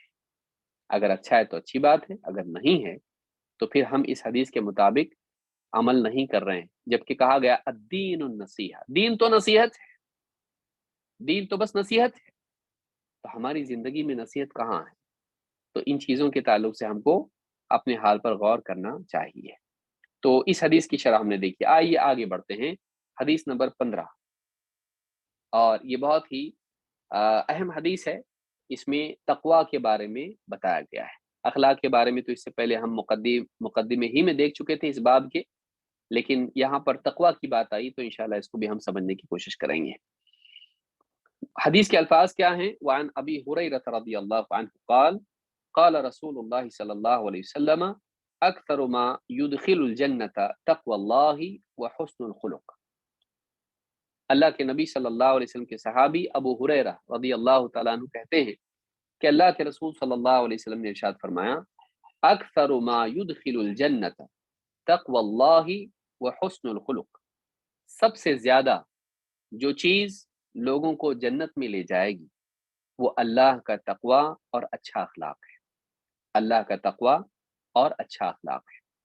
اس حدیث کو امام ترمذی نے روایت کیا ہے اور امام حاکم نے کہا کہ یہ حدیث صحیح ہے. تو اس حدیث میں دو باتیں بیان ہوئی ہیں، ایک اللہ کا تقوی اور دوسرے اچھا اخلاق. اچھے اخلاق کے بارے میں ہم دیکھ چکے ہیں اس سے پہلے بھی، لیکن آج اس درس میں ہم تقوی کے بارے میں دیکھیں گے کہ اس کی فضیلت کیا ہے اور یہ کتنا دین میں اہم ہے. دوسری بات یہ کہ اس حدیث میں دونوں کو جوڑا گیا ہے، اللہ کا تقوی اور اچھا اخلاق. اس سے معلوم ہوتا ہے کہ ان کی جوڑی ہے اور ایک کا دوسرے پر اثر پڑتا ہے. ایک اور حدیث ہے جس میں پھر اسی طرح سے بات آئی جس کو ہم آگے دیکھیں گے، لیکن اس حدیث کا سیاق کیا ہے، اس کا بیک گراؤنڈ کیا ہے. ابو ہریرہ رضی اللہ تعالیٰ کہتے ہیں، سئل رسول اللہ صلی اللہ علیہ وسلم عن اکثر ما يدخل الناس الجنہ. اللہ کے رسول صلی اللہ علیہ وسلم سے پوچھا گیا کہ لوگوں کو سب سے زیادہ جنت میں لے جانے والی چیز کیا ہے؟ فقال تقوی اللہ وحسن الخلق. اللہ سے ڈرنا، اللہ کا تقوی اختیار کرنا اور اچھا اخلاق اپنانا. وسئل عن اکثر ما يدخل الناس النار. اور آپ سے پوچھا گیا کہ سب سے زیادہ جہنم میں لے جانے والی چیز کیا ہے لوگوں کو؟ فقال الفم والفرج. الفم والفرج، منہ اور شرمگاہ، یہ دو چیزیں ہیں جو سب سے بڑا سبب بنیں گی لوگوں کا جہنم میں جانے کا. تو یہ پوری حدیث اس طرح سے ہے. ابن حجر نے اس کو مختصراً یہاں پر بیان کیا. اس حدیث کو امام احمد ترمذی اور ابن ماجہ نے روایت کیا ہے، اور ترمذی میں یہ حدیث 2004 نمبر پر موجود ہے اور اس کی سند حسن ہے. تو یہ بات اس حدیث میں معلوم ہوئی. دو چیزیں. ایک اور حدیث ہے جس میں اللہ کے نبی صلی اللہ علیہ وسلم نے ان دونوں چیزوں کو جوڑا ہے. آپ فرماتے ہیں، اتق اللہ حیثما کنت.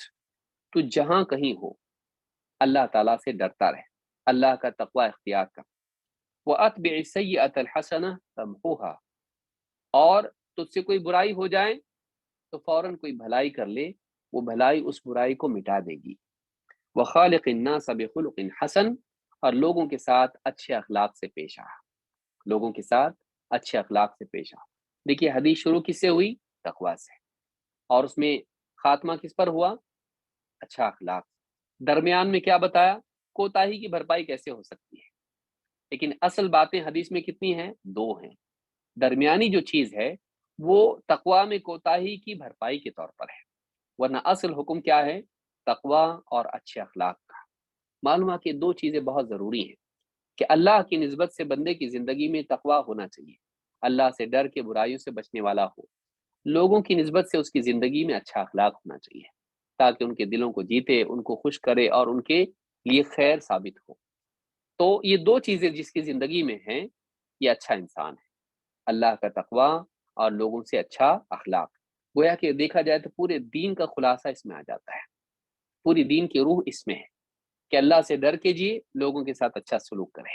یہ دو چیزیں اگر زندگی میں ہیں تو یہ اچھا انسان ہے، اللہ سے ڈرنے والا اور لوگوں سے اچھے اخلاق سے پیش آنے والا. لیکن فی نفسہ تقوی کا معنی کیا ہے اور قرآن و سنت میں کس طور پر استعمال ہوتا ہے؟ اس کی بہت وسیع معنی ہے، لیکن بنیادی طور پر کیا ہے دیکھتے ہیں. ابن عباس رضی اللہ تعالیٰ عنہما قرآن کریم کی آیت ہدی للمتقین، یہ قرآن ہدایت ہے متقین کے لیے. اس کی تفسیر میں فرماتے ہیں ہدی للمتقین، قال کہتے ہیں المؤمنین الذین یتقون الشرک ویعملون بطاعتہ. متقین کے لیے قرآن ہدایت ہے۔ کون سے متقین؟ المؤمنین، ایمان لانے والے، جو الذین یتقون الشرک، جو شرک سے بچتے ہیں، شرک سے بچتے ہیں، اور وَيَعْمَلُونَ بِطَاعَتِي، میرے حکم کو پورا کرتے ہیں، میری طاعت کا اہتمام کرتے ہیں، میری فرما برداری کرتے ہیں۔ امام ابن جریر الطبری نے اس کو اپنی تفسیر میں ذکر کیا ہے۔ تو بچنے میں سب سے بڑی چیز جس سے بچنا چاہیے اور جس سے ڈرنا چاہیے، جس کے بارے میں اللہ سے ڈرنا چاہیے، وہ کیا ہے؟ شرک ہے۔ سب سے بھیانک چیز جس سے اللہ تعالیٰ ناراض ہوتا ہے وہ کیا ہے؟ شرک ہے۔ اور پھر اس کے بعد وہ ساری شاخیں ہیں جو شرک سے نکلتی ہیں۔ اور وَيَعْمَلُونَ بِطَاعَتِي، معلوم ہے کہ تقویٰ میں فرما برداری بھی آتا ہے۔ یہ نہیں کہ تقویٰ صرف گناہوں سے بچو، صرف اتنا ہی، چاہے نیکیاں کرو یا نہ کرو، نہیں، تقویٰ میں گناہوں سے بچنا ہے، تو اسی کے ساتھ ساتھ اللہ کے حکموں کو پورا کرنا بھی شامل ہے، کیونکہ اللہ کے حکم کو پورا نہیں کرنا بھی گناہ ہے۔ اللہ کے حکم کو پورا نہیں کرنا بھی کیا ہے؟ گناہ ہے۔ اس اعتبار سے منع کی ہوئی چیز کو کرنا بھی گناہ ہے، اور حکم دی ہوئی چیز کو چھوڑنا بھی گناہ ہے۔ تو کہتے ہیں کہ وَيَعْمَلُونَ بِطَاعَتِي، کہ اللہ تعالیٰ اللہ کی فرما برداری کرتے ہیں، یعنی اللہ تعالیٰ کی کے حکموں کی فرما برداری کرتے ہیں۔ اسی طرح سے فرماتے ہیں ہدی للمتقین، ابن عباس ہی کا قول ہے، ای الذین یحذرون من اللہ عز وجل عقوبته فی ترک ما یعرفون من الہدی وَيَرْجُونَ رَحْمَتَهُ بِالتَّصْدِيقِ بِمَا جَاءَ بِهِ، یعنی کہتے ہیں یہ وہ لوگ ہیں، متقین کون لوگ ہیں؟ الَّذِينَ يَحْذَرُونَ مِنَ اللَّهِ عَزَّ وَجَلَّ عُقُوبَتَهُ، وہ اللہ تعالیٰ سے ڈرتے ہیں، اس کی سزا سے ڈرتے ہیں، فی ترک ما یعرفون من الہدی، جس ہدایت کو وہ پہچان چکے ہیں، جس حق کو وہ جان چکے ہیں، اللہ کے دین کو جو سمجھ چکے ہیں، اس ہدایت کو چھوڑنے پر اللہ کی طرف سے جو سزا ملنے والی ہے، اس سزا پر اللہ سے ڈرتے ہیں۔ ڈرنا کیا ہوا؟ اللہ کا خوف، اللہ کی سزا سے ڈرنا، اور ان چیزوں سے کو چھوڑنے سے ڈرنا جن پر اللہ سزا دیتا ہے۔ یہ کیا ہے؟ تقویٰ ہے۔ وَيَرْجُونَ رَحْمَتَهُ بِالتَّصْدِيقِ بِمَا جَاءَ بِهِ، اور اللہ تعالیٰ سے، یعنی جو اللہ کی طرف سے جو علم آیا ہے اس کی تصدیق پر اللہ سے ثواب کی امید رکھتے ہیں، اللہ کی رحمت کی امید رکھتے ہیں۔ تو یہ متقین ہیں۔ تو متقین ڈرتے بھی ہیں، امید بھی رکھتے ہیں، اللہ کی سزا سے ڈرتے ہیں، اللہ کی رحمت کی امید رکھتے ہیں۔ تو یہ متقین کے معنی ہیں، اور یہ تقویٰ ہے۔ علامہ صنعانی کہتے ہیں کہ الحدیث دلیل علی عظمت تقوی اللہ وحسن الخلق، کہتے ہیں کہ یہ حدیث دلیل ہے کہ اللہ، یعنی اللہ کے تقویٰ اور اچھے اخلاق کی عظمت کی، کتنی عظیم الشان چیزیں یہ دونوں اس حدیث سے معلوم ہوتا ہے کہ سب سے زیادہ جنت میں لے جانے والی چیز یہ دو چیزیں ہیں۔ تو اگر آدمی چاہتا ہے یقینی طور پر جنت میں جائے، تو اپنے اندر اس کو دو چیزیں یہ پیدا کرنی چاہیے۔ یہ شارٹ کورس ہے، یہ منیمم ریکوائرمنٹ ہے، آدمی کو تقویٰ اور اچھا اخلاق اپنے اندر پیدا کرنا چاہیے۔ بنیادی طور پر اللہ کا خوف پیدا ہو جائے، اور لوگوں کی خیر خواہی اس کے دل میں آ جائے کہ بھلا چاہے لوگوں کا، یہاں سے ساری خیر شروع ہو جاتی ہے۔ اللہ کا خوف اور لوگوں کے لیے خیر خواہی، یہ دو چیزیں اگر زندگی میں آ جائیں، ساری خیر یہاں سے شروع ہوتی ہے۔ اللہ ہم سب کو اس کی توفیق عطا فرمائے۔ تو کہتے ہیں کہ الحدیث دلیل علی عظمت تقوی اللہ وحسن الخلق وتقواہ تعالی ہی الاتیان بالطاعات واجتناب المقبحات۔ اور تقویٰ کیا ہے؟ کہتے اللہ سے ڈرنا، اللہ کا تقویٰ اختیار کرنا یہ ہے کہ انسان اللہ کی فرما برداری کرے، اور اللہ نے جن چیزوں کو برا بتایا ان سے بچے۔ جو قبیح چیزیں ہیں، مقبحات، جو اللہ کے ہاں اس کو برا ثابت کرتی ہیں اور اللہ اس کو برا مانتا ہے، وہ برا اللہ کے نزدیک ہے، ان چیزوں سے اپنے آپ کو بچائے۔ فمن اتی بها وانتهى عن المنہیات، جو آدمی اللہ کی فرما برداری کا اہتمام کرے اور اللہ کی منع کی ہوئی چیزوں سے بچے، وہی من اعظم اسباب دخول الجنہ، تو یہ دو چیزیں ایسی ہیں، یا یہ ساری چیزیں ایسی ہیں کہ جو جنت میں جانے کے بڑے اسباب میں سے ہیں۔ جنت میں جانا چاہتا ہے، اپنے اندر اس چیز کو پیدا کر، تقویٰ اور اچھا اخلاق۔ سبل السلام میں یہ بات علامہ صنعانی نے کہی ہے۔ تقویٰ کا شرعی حکم کیا ہے؟ فرض ہے، سنت ہے، हाँ मुस्तहब है, मकरूह है, हराम है, क्या है तकवा? तो शरई एतबार से उसका हुक्म कहते हैं ये 5 चीज़ों में से किस में बैठता है? वाजिब है या मुस्तहब है या मुबाह है या मकरूह है या मुहर्रम है? इस तरह से हम ऊपर से जा रहे हैं नीचे की तरफ। तो ये क्या है? तकवा क्या है? कहते हैं यानी अल्लाह के नबी सल्लल्लाहु अलैहि वसल्लम फरमाते हैं, "ऊसीका बितक़्वल्लाहि तआला फी सिर्रि अम्रिका व अलानियतिही।" तकवा हर हाल में फ़र्ज़ है। तकवा का हुक्म क्या है? ये हर हाल में फ़र्ज़ है। या अय्युहल्लज़ीना आमनुत्तक़ुल्लाह हक़्क़ तुक़ातिही, ऐ ईमान वालो, अल्लाह से वैसा डरो जैसा कि उसका हक़ है। अल्लाह ने हुक्म दिया। या इसी तरह से अल्लाह ने कहा, फत्तक़ुल्लाह मस्ततअतुम, तुमसे जितना हो सके अल्लाह से डरते रहो, परहेज़गारी अख्तियार करते रहो, बचते रहो बुराइयों से, जितना हो सकता है। फत्तक़ुल्लाह मस्ततअतुम, तो अपनी इस्तिताअत के मुताबिक ये वाजिब है। अपनी इस्तिताअत के मुताबिक क्या है? ये वाजिब है।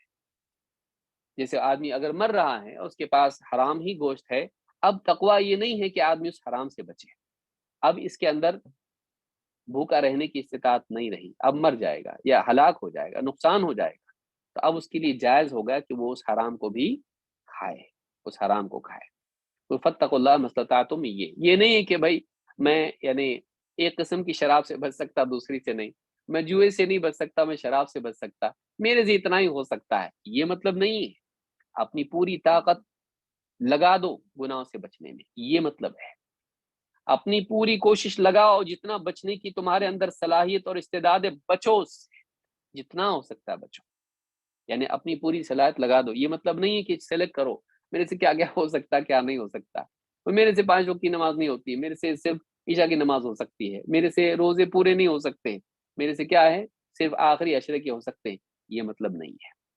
फत्तकुल्लाह मस्ततातुम का मतलब ये है, जितना तुमसे हो सकता है पूरी सलाहियत लगा दो, तक़वा के लिए, ये मतलब है। ला युकल्लिफुल्लाहु नफ्सन इल्ला वुसअहा। अल्लाह किसी पर वो शरीयत का बोझ नहीं डालता है जो उसकी ताकत से ज़ायद हो, उसकी कैपेसिटी से ज़्यादा हो। ऊसीका बितक़्वल्लाहि तआला फ़ी सिर्रि अम्रिका व अलानियतिही। अल्लाह के नबी सल्लल्लाहु अलैहि वसल्लम ने फरमाया, मैं तुम्हें अल्लाह ताला की तक़वा का की वसीयत करता हूँ। वसीयत खुसूसी नसीहत को कहते हैं। ताकीद के साथ जो नसीहत वसीयत ताकीद की जाती है, हुक्म दिया जाता है, उसे वसीयत कहते हैं। ऊसीका बितक़्वल्लाहि तआला फ़ी सिर्रि अम्रिका व अलानियतिही। चाहे वो तेरा तन्हाई का मामला हो या लोगों के सामने तू हो, अल्लाह से डरता रहे। उमूमन होता क्या है, इंसान लोगों को देखकर तो तकवा पर रहता है, बुराइयों से बचता है, तन्हाई में नहीं बचता है, तन्हाई में नहीं बचता। तो चाहे तू खुले हो या छुपे हो, हर हाल में अल्लाह से डर और गुनाह से बच। तो किसी एक हाल में भी तकवा माफ़ है? नहीं, कि नहीं भाई लोगों के बीच में तकवा वाले बने रहो, तन्हाई में चलता है माफ़ है? नहीं, हर हाल में तकवा का एहतमाम कर। मालूम हुआ कि ये कभी भी मनसूख नहीं हुआ और कभी भी इससे फरार या इससे छुट्टी रुखसत नहीं है। तकवा से रुखसत नहीं है। आपको ज़िंदगी भर हर हाल में तकवा इख्तियार करना है। चाहे आप लोगों के बीच में हो या तन्हा हो, आप मस्जिद में हो या बाज़ार में हो, आप लोगों के साथ किसी मजमे में हो या जंगल बयाबान में, तो आप कहीं भी हो, सफ़र में, हदर में, तकवा का एहतमाम आपके लिए ज़रूरी है। तो ये इमाम अहमद ने इसको रिवायत किया है, सहीह अल जामे सगीर हदीस नंबर 2544, हदीस हसन है। आइए देखते हैं तकवा की फ़ज़ीलत क्या है। इख्तिसार के साथ हम तकवा के फ़ज़ाइल देखते हैं और इसमें बहुत ज़्यादा तफ़सील की ज़रूरत नहीं, इंशाअल्लाह इख्तिसारन इजमालन हम इसको देखेंगे। नंबर 1, तकवा सारी भलाइयों की जड़ है। अल्लाह के नबी सल्लल्लाहु अलैहि वसल्लम फरमाते हैं, "ऊसीका बितक़्वल्लाहि तआला फ़इन्नहु रअसु कुल्लि शै।" मैं तुम्हें अल्लाह के तकवा की वसीयत करता हूँ, इसलिए कि हर चीज़ की जड़ है। तकवा क्या है? हर भलाई की जड़ है, इसी से सारी खैर निकलती है। इमाम अहमद ने इसे रिवायत किया है, सहीह जामे सगीर हदीस नंबर 2543 और हदीस हसन है। एक और रिवायत में आप फरमाते हैं, अलैका बितक़्वल्लाहि फ़इन्नहु जिमाउ कुल्लि खैर। तुम्हारे लिए ज़रूरी है कि तुम तकवा का एहतमाम करो। फ़इन्नहु जिमाउ कुल्लि खैर, इसलिए कि तकवा ہر خیر کو جمع کر دیتا ہے، یا جماع کل خیر، اس میں ہر خیر موجود ہے، یہ ساری خیر سمیٹ لیتا ہے، تقوی سے ہی ساری خیر نکلتی ہے، ساری خیر اس میں سمیٹ دی گئی ہے۔ اس حدیث کو امام الطبرانی نے اپنی کتاب الصغیر میں، المعجم الصغیر، اور ابو یعلا نے اس کو روایت کیا ہے، صحیح الترغیب حدیث نمبر 2869، اور حدیث صحیح ہے۔ نمبر 2، تقوی کے ذریعے سے انسان کو اللہ کی طرف سے بصیرت اور فرقان ملتا ہے، جس کے ذریعے سے انسان حق اور باطل میں، خیر اور شر میں تمیز کر پاتا ہے۔ دنیا میں سب سے بڑا مسئلہ یہی کہ سمجھ میں نہیں آتا صحیح غلط کیا ہے، صحیح کیا ہے غلط کیا ہے۔ اگر آدمی تقوی کا راستہ اپنائیں، پرہیزگاری کا مزاج بنائیں، اللہ کا خوف رکھے، اور بچنے کا مزاج، اس کا مینٹالٹی یہ ہو بچنا ہے برائی سے بھائی اپنے کو، اگر یہ ذہن اس کا اگر ہے تو پھر اس کے لیے حق اور باطل میں فرق کرنا آسان ہو جاتا ہے۔ اللہ تعالیٰ فرماتا ہے یا ایھا الذین آمنوا ان تتقوا اللہ یجعل لکم فرقانا، اے ایمان والو اگر تم اللہ سے ڈرتے رہو، اللہ تعالیٰ تمہارے لیے فرقان تم کو دے گا، تم کو فرقان دے گا۔ فرقان حق اور باطل میں، خیر و شر میں فرق کرنے کی طاقت، صلاحیت۔ اگر تم تقوی اپناؤ، اللہ تم کو فرقان دے گا۔ وَيُكَفِّرْ عَنْكُمْ سَيِّئَاتِكُمْ وَيَغْفِرْ لَكُمْ، تمہارے گناہوں کا کفارہ کر دے گا اور تمہارے گناہوں کی مغفرت کر دے گا۔ سورہ انفال، سورہ الانفال حدیث سورہ انفال کی آیت نمبر 29۔ نمبر 3، تقوی اگر دل میں اللہ کا خوف ہو تو زبان اور عمل صحیح ہو جاتا ہے۔ اللہ تعالیٰ قرآن کریم میں فرماتا ہے یا ایھا الذین آمنوا، یا ایھا الذین آمنوا اتقوا اللہ وقولوا قولا سدیدا یصلح لکم اعمالکم ویغفر لکم ذنوبکم۔ سورۃ الاحزاب آیت نمبر 71۔ اے ایمان والو اللہ سے ڈرتے رہو اور سیدھی سیدھی بات بولو، حق بات بولو، تو کیا ہوگا؟ اللہ تعالیٰ تمہارے اعمال کو بھی صحیح کر دے گا، اللہ تمہارے اعمال میں سدھار پیدا کرے گا، اللہ تمہارے اعمال کی اصلاح کرے گا، وَيَغْفِرْ لَكُمْ ذُنُوبَكُمْ، اور تمہارے گناہوں کی مغفرت بھی کرے گا۔ تم اللہ سے ڈرو دل میں، اور زبان سے حق بات بولو، سیدھی بات بولو، جھوٹ دھوکہ مکر و فریب نہیں۔ اگر تم یہ کرو گے تمہارے اعمال کی اصلاح ہوگی۔ لیکن زبان کی اصلاح سے پہلے بھی اللہ نے کیا بیان کیا؟ تقوی۔ معلوم ہے کہ زبان بھی کب صحیح ہوتی ہے؟ جب اللہ سے آدمی ڈرتا ہے۔ اسی لیے حدیث میں کیا ہے؟ من کان یؤمن باللہ والیوم الآخر فلیقل خیرا او لیصمت، جو اللہ اور آخرت کے دن پر ایمان رکھتا ہے بولے تو بھلی بات بولے ورنہ چپ رہے۔ معلوم ہے کہ یہ بھی اللہ اور آخرت کے خوف اور ایمان کا نتیجہ ہوتا ہے کہ انسان کی زبان سے حق بات نکلتی ہے، باطل نہیں۔ تو تقوی کی وجہ سے قول و عمل کی اصلاح ہوتی ہے۔ اگر دل میں اللہ کا خوف ہو، زبان صحیح چلتی ہے، عمل بھی صحیح نکلتا ہے۔ نمبر 4، تقوی زندگی کے سفر میں بہترین توشہ ہے۔ ہر سفر میں توشہ لگتا ہے، کھانے پینے کے لیے سفر میں آدمی کچھ نہ کچھ ٹفن باندھ کے لے جاتا ہے، چاہے پکنک ہو یا بزنس ٹرپ ہو، کچھ نہ کچھ لے جاتا ہے، راستے میں کھاؤں کیا میں، بھوکا رہ جاؤں گا۔ تو تقوی جو ہے سفر کا ساتھی ہے۔ سفر میں سب سے زیادہ ضرورت اگر آپ کو کسی چیز کی ہے تو کیا ہے؟ تقوی ہے۔ نہ صرف ٹریولنگ زمین کا سفر، بلکہ زندگی کا سفر جو صراط مستقیم پر ہے، اس میں آپ کو شیطان سے، نفس سے، اہل باطل سے بچنے کے لیے تقوی بہت ضروری ہے، نہیں تو آدمی بھٹک جائے گا۔ اس لیے کیا کہا؟ ھدی للمتقین۔ تقوی کیا ہے؟ متقین کے لیے ہدایت ہے۔ اگر تقوی نہیں رہے گا تو آدمی رستے پہ آئے گا لیکن نکل بھی جائے گا، رستے پہ آئے گا سیدھے رستے پہ، لیکن پھر اور کہیں نہ کہیں باغ دیکھ کے باغ میں چلا جائے گا، سیدھا راستہ چھوڑ دے گا۔ اللہ فرماتا ہے وَتَزَوَّدُوا فَإِنَّ خَيْرَ الزَّادِ التَّقْوَى وَاتَّقُونِ يَا أُولِي الْأَلْبَابِ۔ سورۃ البقرہ آیت نمبر 197۔ اللہ نے فرمایا وَتَزَوَّدُوا، سفر میں اپنے ساتھ توشہ، زاد راہ لے لو۔ فَإِنَّ خَيْرَ الزَّادِ التَّقْوَى، اور ہاں سب سے بہترین توشہ تقوی ہے۔ سفر میں ساتھ میں لے جانے کی چیز اگر کوئی ہے، زاد اگر انسان کو چاہیے، وہ کیا ہے؟ تقوی ہے۔ وَاتَّقُونِ يَا أُولِي الْأَلْبَابِ، اے عقل مندو مجھ سے ڈرو۔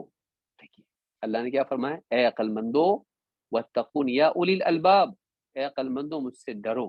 یعنی واقعی عقل مند آدمی وہ ہے جو اللہ سے ڈرنے والا ہو۔ جو اللہ سے نہیں ڈرتا وہ بیوقوف ہے، چاہے جتنا ہی دنیاوی اعتبار سے عقل مند ہو۔ جو آدمی اللہ کو نہیں پہچانا اس نے کیا پہچانا؟ جو اللہ کی عظمت کا احساس جس کو نہیں ہے وہ آدمی کیا عقل مند ہے؟ جو اللہ سے نہیں ڈرتا ہے، اللہ کی پکڑ سے نہیں ڈرتا ہے، تو ایسا آدمی عقل مند کہلانے کا لائق نہیں ہے۔ تو کہا کہ وَاتَّقُونِ یا اولی الالباب۔ نمبر 5، تقوی اللہ کی محبت کا ذریعہ ہے۔ متقین سے اللہ محبت کرتا ہے۔ اگر آپ چاہتے ہیں اللہ آپ سے محبت کرے، اگر ہم چاہتے ہیں کہ اللہ ہم سے محبت کرے، ہمیں چاہیے کہ ہم تقوی والے بن جائیں۔ اللہ تعالیٰ فرماتا ہے بلا من اوفا بعہدہ واتقا فإن اللہ یحب المتقین۔ بلا شبہ جو اپنے اللہ سے کیے ہوئے عہد کو پورا کرے، اللہ سے کیے ہوئے عہد کو پورا کرے اور پرہیزگار بنا رہے، برائیوں سے بچتا رہے، اللہ سے ڈرتا رہے، فإن اللہ یحب المتقین، تو جان رکھو کہ اللہ تعالیٰ تقوی والوں کو متقین سے محبت کرتا ہے، تقوی والوں سے محبت کرتا ہے۔ سورہ آل عمران آیت نمبر 76۔ اس آیت سے بات معلوم ہوئی کہ جس انسان میں اللہ کا خوف ہو، اللہ اس سے محبت کرتا ہے، جو انسان پرہیزگار ہو اللہ اس سے محبت کرتا ہے۔ نمبر 6، تقوی دنیا اور آخرت میں اللہ کی رحمت کا سبب ہے۔ ہم چاہتے ہیں کہ اللہ کی رحمت ہم پر نازل ہو، دنیا میں بھی اور آخرت میں بھی، تقوی اس کا ذریعہ ہے۔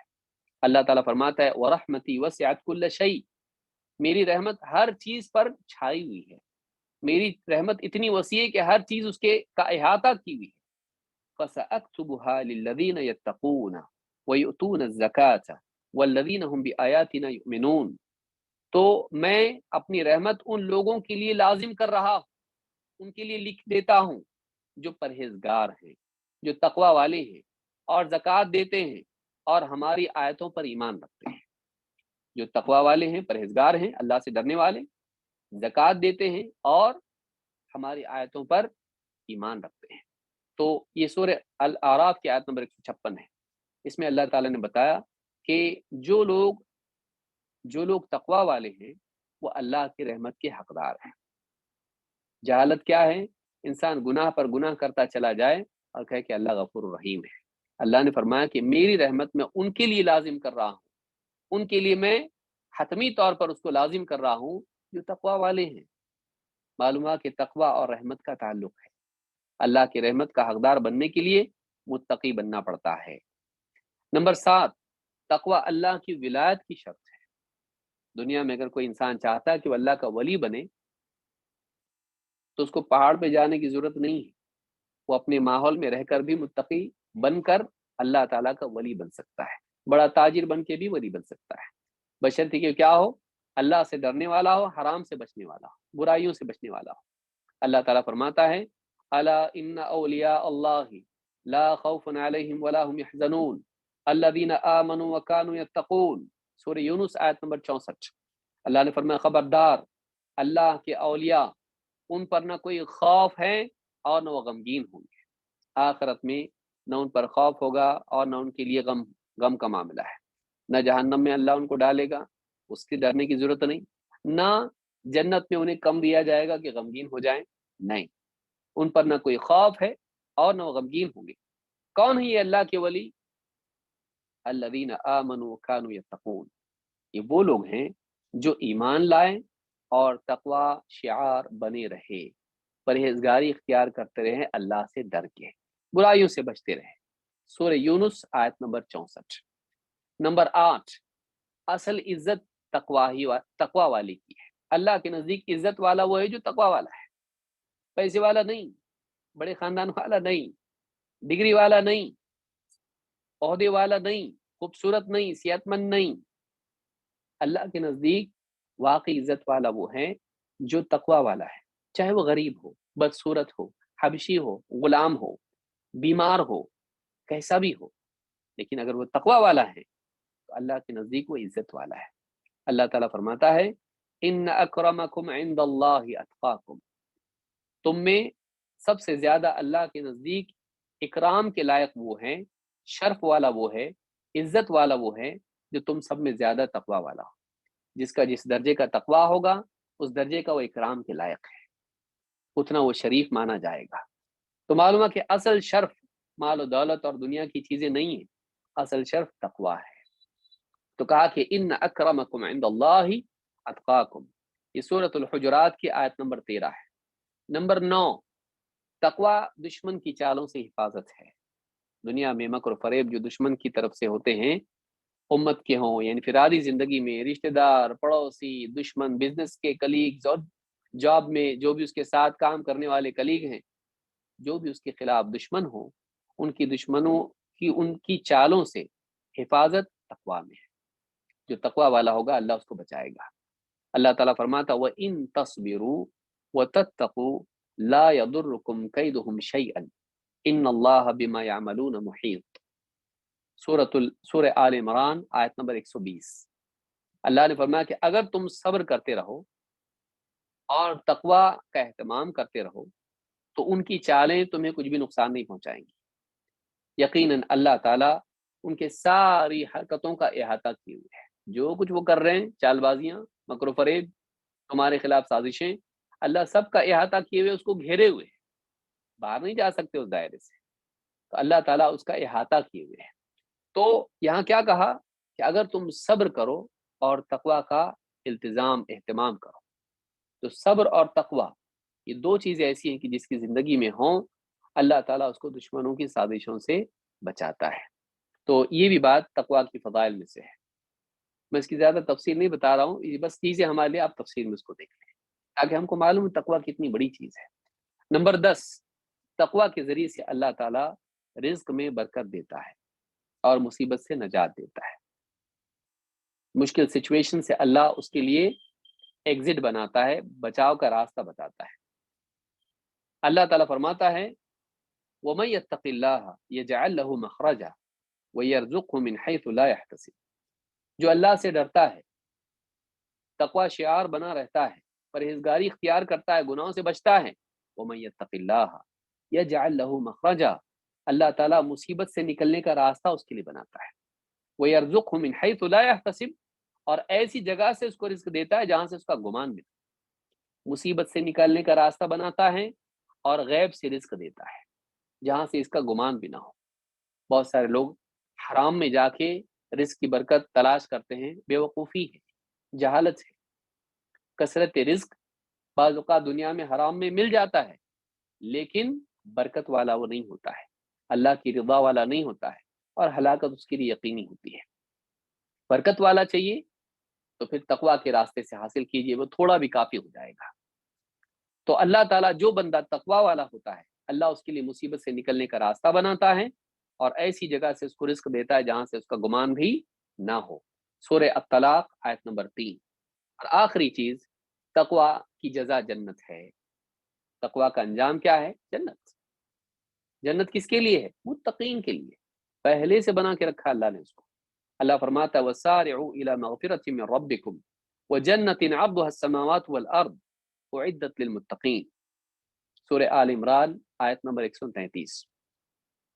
दौड़ो अल्लाह की, अपने रब की मगफिरत की तरफ और उस जन्नत की तरफ दौड़ो जिसकी चौड़ाई आसमानों और जमीन के बराबर है। तैयार करके रखी गई है किसके लिए? उइद्दत लिल मुत्तकीन, तैयार करके रखी गई है मुत्तकीन के लिए। जन्नत को अल्लाह ने सजा के रखा है किसके लिए? परहेजगारों के लिए।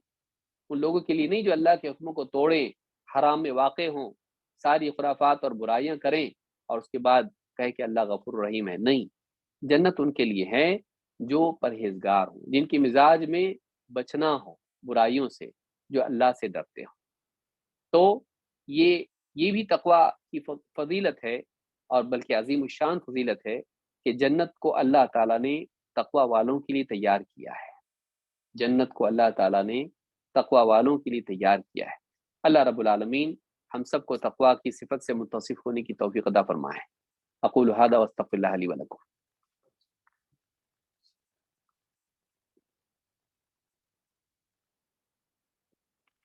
अस्सलामु अलैकुम वरहमतुल्लाहि वबरकातुहू।